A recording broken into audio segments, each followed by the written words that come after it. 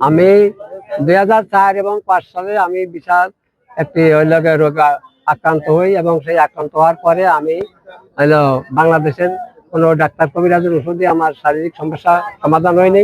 আমি জার্মানির একটা ওষুধ খাই, আমি আল্লাহ রহমতে আমি ভালো হয়ে যাই। তারপরে 2006 সালে জার্মানিতে বিশ্বকাপ হয় এবং ওই বিশ্বকাপের সময় আমার মনের কল্পনায় আমি জার্মানিকে একটা ফ্ল্যাগ বানাই, উপহার দিই। আর সেই হইতেই 2014 সাল পর্যন্ত 14 সালে আসে যখন 3.5 কিলো পতাকা বানাই, তখন এই পতাকার মাধ্যমে কিন্তু আমি বিশ্বকাপ জয় করি।